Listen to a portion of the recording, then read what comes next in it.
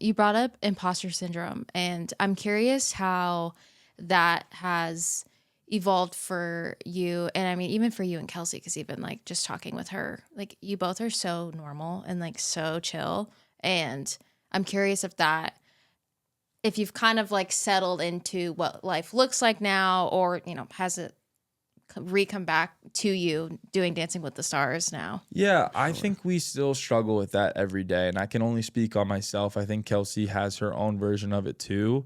But I know that I still struggle with it immensely. And it's in the weirdest situations. It's when you walk into a room sometimes and you feel like you shouldn't even be in that room, but you know you should at the same time. And it's just all those different things. But I felt it first coming off The Bachelor the most in my life. I remembered it was the social media presence of you. Bet. I was just back at my sister's house where I lived, and I lived there before everything started. But now there was this buzz of everything online, and I'm watching the season come about, and I'm literally sitting and waiting for all of this to come out. But I just was like, why is this so big? Why is all this going on right now?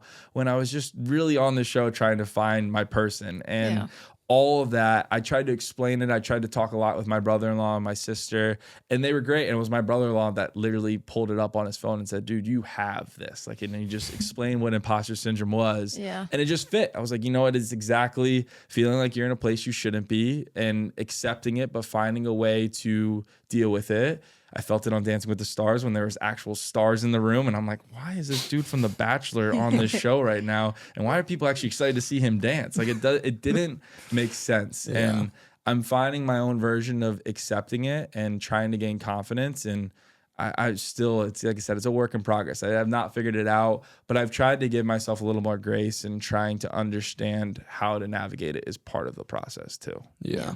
I selfishly, whenever I hear that someone like struggles with it, I almost like want to be their friend, because I know like there is just a sense of like you guys are so down to earth and like just nice, and like there isn't like this level of arrogance. Like you guys are yourselves, and I think it's really cool, and I think that's why you resonated so well with everyone, and why you basically like revived the franchise is because like you were just like yourself and like I very try. distinct. I mean, I didn't know how else to do it any other way. And I Yeah. think it is this, I'm almost more the opposite side of arrogance. I tend to be sometimes more self-deprecating than anything else. I think I need to work on still giving myself kudos where I should, Yeah. but I struggle with that. And from that, no one ever feels that air, that sense coming from me.